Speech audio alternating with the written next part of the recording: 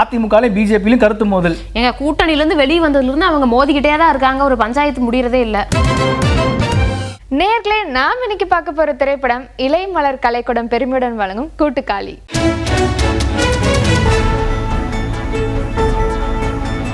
கூட்டா இருந்த குடும்பத்தில இருந்து தனித்தனியா பிரிஞ்சு போன தலைவர்கள் முட்டி மோதும் காட்சிகளோட ஒரு படத்தை எடுத்திருக்காரு இயக்குனர் தேசபக்தர்ஜி.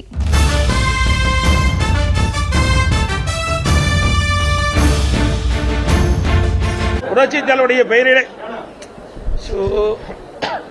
என்னங்க நீங்க இருங்க, வந்துடுறேன், குறுக்க வராதீங்க, அப்படியே நிறுத்துங்களா.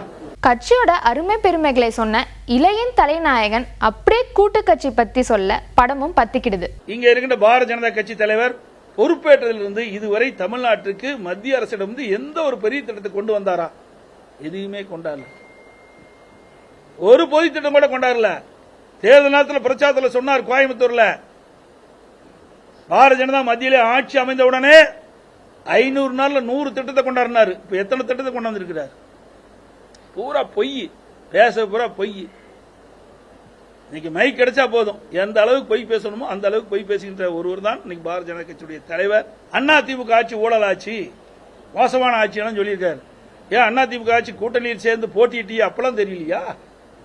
2021 எங்களோட கூட்டணி அமைச்சு தானே போட்டிட்டீங்க, சொந்த தொகுதியிலே தோத்து போயிட்டீங்களா?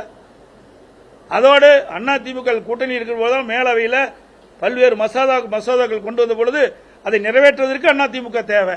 அப்பொழுது அதிமுக நல்லா இருந்தது.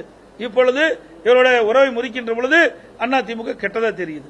தாமரை கட்சி தலைநாயகன் மேடை ஏறி கூட்டு கட்சி மட்டும் இல்லாம அதன் தலைவர் நாயகன் பத்தியும் அடிச்சு விடுறாரு. அண்ணாமலைக்கு இருப்பது வாயும் வாக்கும் தான். அவர் மைக்க பார்த்தாவே பொய் பேசுவாரு அப்படின்னு எடப்பாடி அவர்கள் சொல்லி இருக்கின்றார். கூவத்தூர்ல நடந்தது கட்சியினுடைய பொதுச் செயலாளரை தேர்ந்தெடுக்கக்கூடிய நிகழ்வா? கூவத்தூர் நடந்தது அலங்கோலம். ஒரு புரட்சி தலைவி நடத்திய ஒரு கட்சி, தமிழகத்தில் திமுகவுக்கு மாற்றாக இருக்க வேண்டும் என்று தமிழக மக்கள் நினைத்த ஒரு கட்சி, கூவத்தூர்ல நீங்க என்ன அநியாயம் பண்ணீங்க? இஎம்ஐ டெண்டர் சிஸ்டத்தில் கட்சியினுடைய முதலமைச்சரை தேர்ந்தெடுத்தீங்க. ஹையஸ்ட் பிட்டராக எடப்பாடி பழனிசாமி, மீடியம் பிட்டராக கொங்கு பகுதியில் இன்னொரு அமைச்சர், லோவஸ்ட் பிட்டராக தென் தமிழகத்தில் ஒரு அமைச்சர். என்ன பிட்டிங்க? எந்த எம்எல்ஏவுக்கு மாசம் என்ன பணம் கொடுக்க வேண்டும் என்பதுதான் கூவத்தூர்ல அந்த பிட்டிங் முறை. அதன் பிறகு தவழ்ந்து காலில் விழுந்து பதவியை பிடித்த எடப்பாடி பழனிசாமி இந்த தன்மான மிக்க ஒரு விவசாயினுடைய மகனை பச்சையின்களே 10 ஆண்டு காலம் கையெழுத்து போட்டு ஒரு பைசா வாங்காத இந்த அண்ணாமலையை பற்றி சொல்வதற்கு எடப்பாடி பழனிசாமி என்கின்ற தற்குறிக்கு எந்த விதமான அதிகாரம் கிடையாது. இது அகந்தை. 2026 புரட்சி தலைவர் நடத்திய இந்த கட்சி இது போன்ற கிழத்து தலைகள் என்று வழிநடத்திக் கொண்டிருக்கின்றீர்கள். தூக்கி எறியப்படுவீர்கள். 4வது இடம் கூட கிடையாது. 2026 சட்டமன்ற தேர்தலில் அனைத்து இந்திய அண்ணா திராவிட முன்னேற்ற கழகத்திற்கு 4வது இடம் கூட கிடையாது. தங்களோட தலைவரையே விமர்சனம் செய்வதான பொங்கிய இலைக்கட்சி தலைவர்கள் அடுத்தடுத்து ஆக்ஷன்ல இறங்குறாங்க. அண்ணாமலைக்கு எத்தனை பேர் கூட்டணியில் இருந்தாலும் இந்த நாடாளுமன்ற தேர்தலுக்கு முன்பாக இந்த பாரதிய ஜனதா கூட்டணியில் இருக்கிற தலைவர்களை அழைத்து டெல்லியிலே அறிமுகப்படுத்துகிறார். மோடிஜி தன் அருகாமையில் 2வது இடத்துல மோடிஜி அண்ணன் எடப்பாடி என்று வைத்துக் கொண்டார். நான் 3 தடவை ஒரே தொகுதியில் நின்று ஜெயிச்சிருக்கேன். நான் கேட்குறேன், அண்ணாமலை ஒரு தொகுதியில் நின்று ஜெயிச்சாரா? ஒரு கவுன்சிலர் ஆகியிருக்காரா?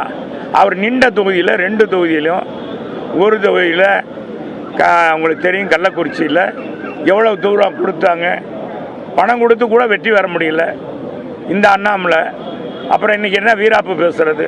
எதை பேசணும்னு பேசுறாரு, விடுங்க. கருத்துக்கு கருத்து மட்டும் இல்ல, எச்சரிக்கையும் இருக்குதுன்னு கொதிச்சிருக்காரு இலைக்கட்சி நாயகன். ஏற்கனவே பாரதிய ஜனதா கட்சி வெற்றி பெற்ற கன்னியாகுமரி தொகுதியும் நீங்கள் தலைமை பொறுப்பேற்ற பின்பு அதுவும் தோற்றிருக்கிறது. அப்படி வெற்றி பெற்ற தொகுதியும் தோற்கக்கூடிய ஒரு தலைமை பொறுப்பில் இருக்கின்றவர் திரு அண்ணாமலை அவர்கள். அவருக்கு பயம் வந்துவிட்டது.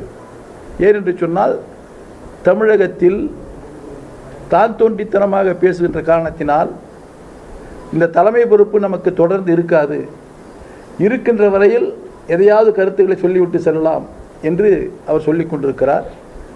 நிச்சயமாக தலைமை உணர்ந்து விரைவில் அவர் இந்த தலைமை பொறுப்பிலிருந்து வெளியேற்றுவார்கள் என்பதை தெரிவித்துக் கொள்கிறேன். அதற்காகத்தான் அவரை எப்படி வெளியேற்றுவது என்று பார்த்து ஏதோ லண்டனுக்கு படிப்பதற்கு செல்கிறேன் என்று சொல்லிக்கொண்டு இங்கே ஏமாற்றிக் கொண்டிருக்கிறார். மொத்தத்துல கூட்டுக்காலி கூட்டணிக்கு வேலி. ஸோ இன்னைக்கு கிச்சன் கேபினெட் பார்த்து என்ஜாய் பண்ணிருப்பீங்க அப்படின்னு நம்புறோம். நாளைக்கு இதே மாதிரி இன்ட்ரெஸ்டிங்கான விஷயத்தோட உங்களை வந்து சந்திக்கிறோம். இந்த நிகழ்ச்சியை விடைபெறுவது நான் உங்களுடைய சிவா. நான் உங்கள் திவ்யா.